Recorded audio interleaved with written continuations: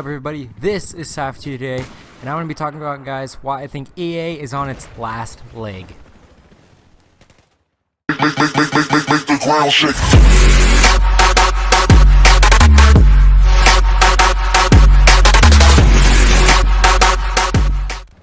Okay, so if you guys don't know, Battlefield 5 has been delayed. I know this is the big thing that everyone's been talking about, but I've watched a couple of these videos, but I don't think that they're diving too deep into this, and they're just saying it's because of their profit is dropping, and I mean the profit but their shareholders, so like basically their stock is plummeting.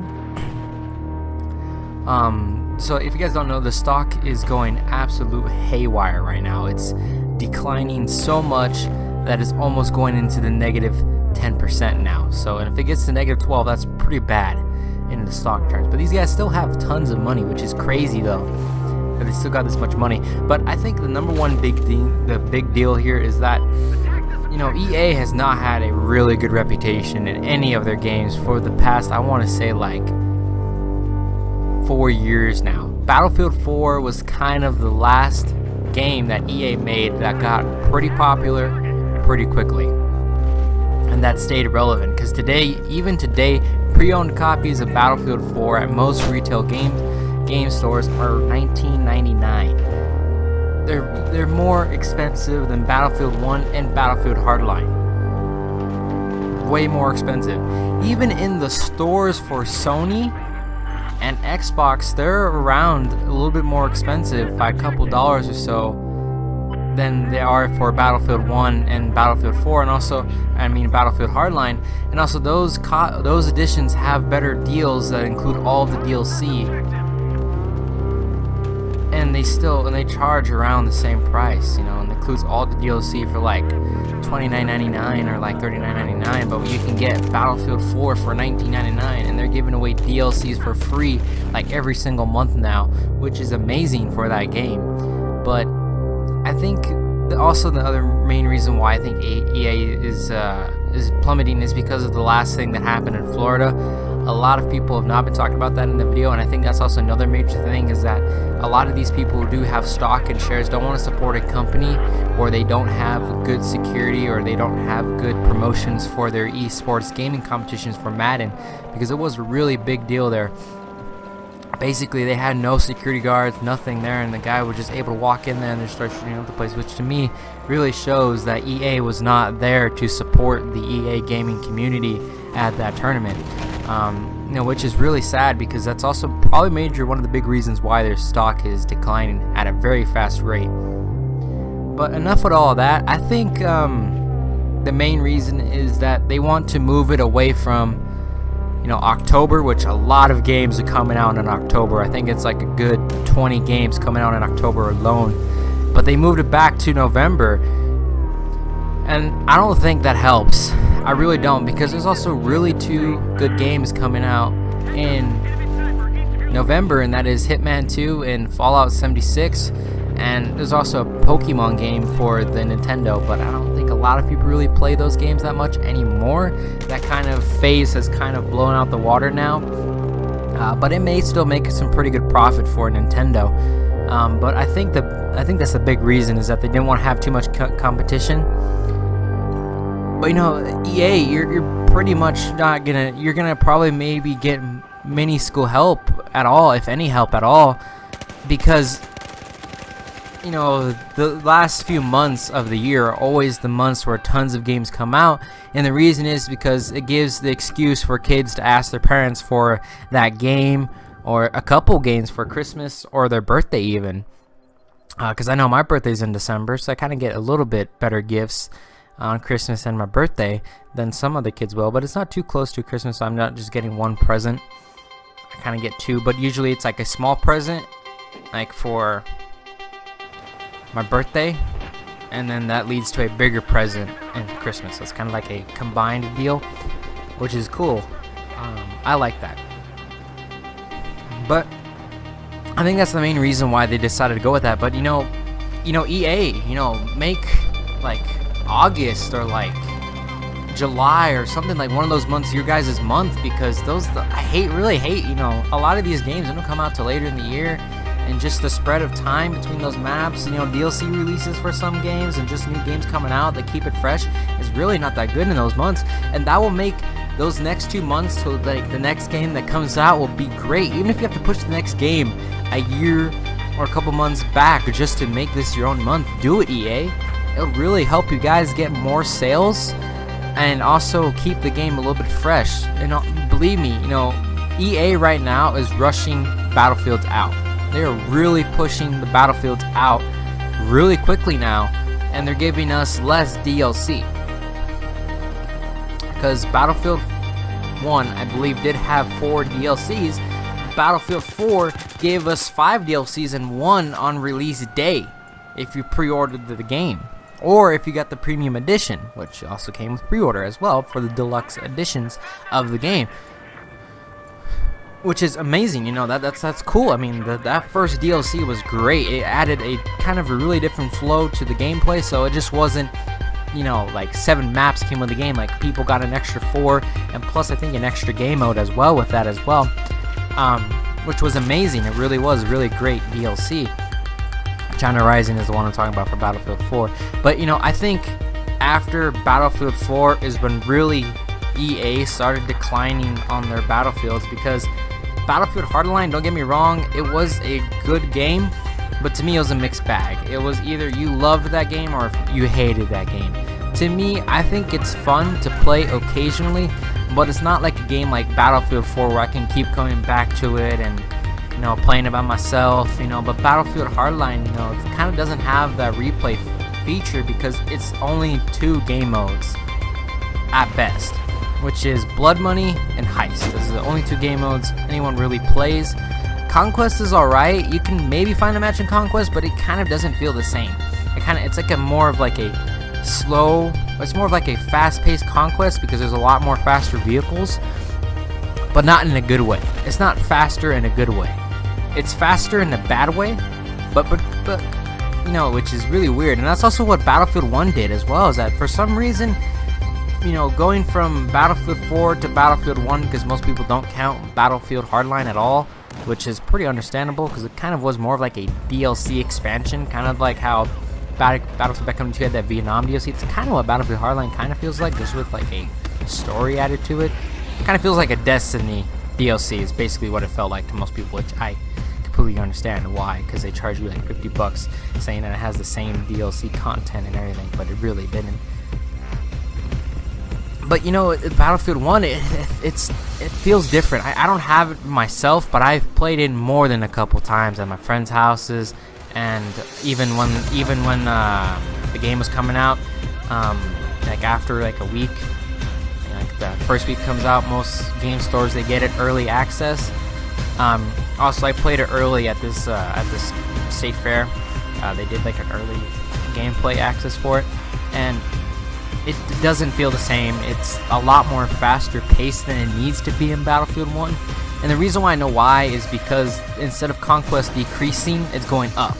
So now it feels more of like a domination than it does Conquest. So I guess that's why they make it a little bit more faster paced. But I didn't really like that decision at all, to be completely honest with you. I really didn't like that decision. And also the Star Wars Battlefronts gave EA a really bad reputation in games, especially the second one, because the second one is really where they screwed people over with that loot system, which was annoying as hell because it was so crucially linked to the progression in that game that it was bad. You know, like Call of Duty, their loot boxes are okay because it's mostly just cosmetics, especially in the newer games, because they kind of fixed it. Everyone's like, oh, they have weapon variants, but if you play the weapon variants, they don't give you anything. They don't make the gun different. They don't make it do higher damage, nothing like that. They just make it look different and they give you XP bonuses. That's all it does. It doesn't take less time to reload, nothing like that. The only time where I've seen it maybe make an impact is that it would lower or decrease your ammo count.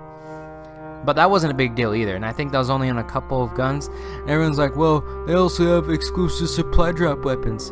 I'm like, okay, but you know, those guns are not as good as many other guns in the game.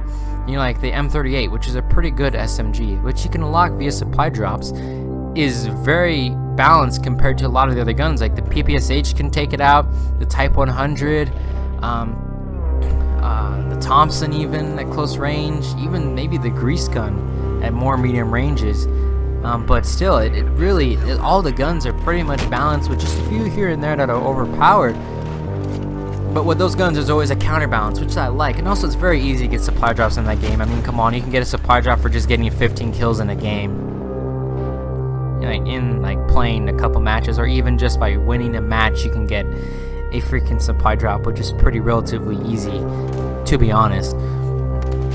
But still, I think that it's just EA's reputation right now is just going downhill. I mean, people have been game after game after game have been hammering away at EA's hypocrisy, and it's really taking a toll on Battlefield and EA in general. And I think that EA is on their last leg is because of this, and it's because they're trying to figure out a way to not lose their fan base. Because if this game fails, if Battlefield 5 fails, which it is looking to fail right now, the beta is coming out pretty soon here, but still, it looks like it's gonna fail already. I mean, a lot of the people who have played the game that have early access have said that it's a good game, but from the gameplay that I'm seeing, and also the trailers and many other things that are coming out with the game, it really doesn't look that different from Battlefield 1. It really doesn't. It just kind of looks more like a copy and paste thing, just with a World War II picture over it. Okay, with a World War II paint skin, which kind of sucks, because it's not changing anything to Battlefield. They haven't said anything about new innovations in the game. They haven't talked about anything new at all, just besides a few game modes here and there and a few things that have changed. That really doesn't make a big deal. I mean, and if EA, I think this is EA's last game where their last chance to build back their fan base that they had in Battlefield 3 and Battlefield 4. I mean, really, Battlefield 4 in the beginning was really trash, to be honest, but it became a great game once the second and third DLCs came out. Everyone started playing it. Everybody was talking about it. Even to this day, I think it's the most played Battlefield on the PS4 and PS3, hands down, next to maybe Battlefield 3 and Battlefield Bad Company 2 of all time. But still, to this day, the Battlefield 4 fan base is still there. It's still active. I can find matches easily both on the PS4 and the PS3 because I have both of those editions, which is amazing. They're both great on both consoles. The only thing that the PS4 has an advantage is that they actually have more than 3 flags on most of the domination maps, and also that it looks a little bit better, and also they have a few more walls and stuff, that they can't add it on the PS3 edition because it couldn't handle it, and also a few more little minor details and stuff like that can kind of change the game, like more dust particles and more fog and stuff like that, that comes with some evolution and stuff like that, but that doesn't really make a major effect. But still, I think that this is EA's last leg, to be honest. I mean, if this game fails and if Star Wars Battlefront 3 comes out, it's just gonna have the biggest let back down, because so far from what I've seen, Battlefield 5 just does not look like the game to save EA.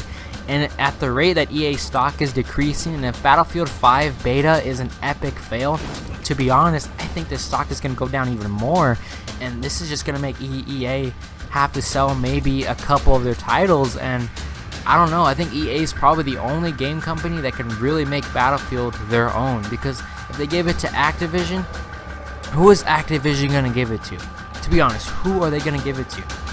Or even if Visceral buys out EA for that title, Visceral so far has not looked like the game company to make a Battlefield game. They don't have it.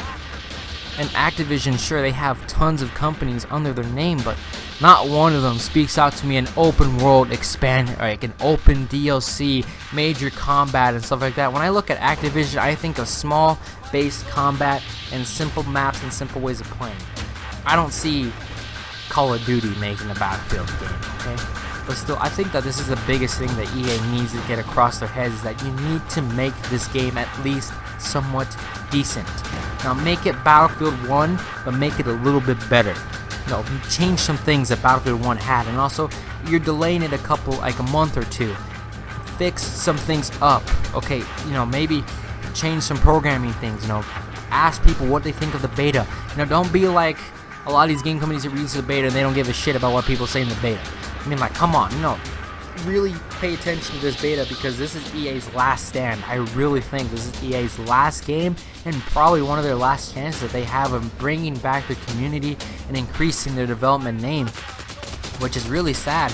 Because to be honest, I did not like either Star Wars Battlefront. I played the first one with early access at this like gaming thing, and I played one match and I was like, okay, this is pretty good. Then I played the second match and I'm like, oh my gosh, this is stupid. I honestly walked out of there like, that's the worst game I've ever played. Because that's what it felt to me. It did not feel like Star Wars Battlefront that I've known it. But still, EA, I'm telling you this right now. Make Battlefield 5 a great game. If Battlefield 5's beta sounds good, and if the game kind of changes, I will pre-order Battlefield 5. But right now, where it's standing, I'm not going to pre-order it, and I probably won't buy it till the price drops down. Because it does not look like the game to save EA, and I hate to say it, because I do like EA. This really sucks, guys. We may be losing one of our biggest franchises in gaming since THK and 2K. Okay, I mean THQ, which they fell to another company that bought them out, and also 2K. We may, and those 2K companies also fell under another, brand. But we may be losing a great big franchise, because it's just, I don't know what they're doing anymore. Their money that they're making, it's insane. But anyway, that's just some things that I think they need to change before Battlefield 5 comes out, and I think this is why this is their last stand, and they're pushing Battlefield 5 so much hard, and I think that's one of the also the main reasons why they delayed it a little bit.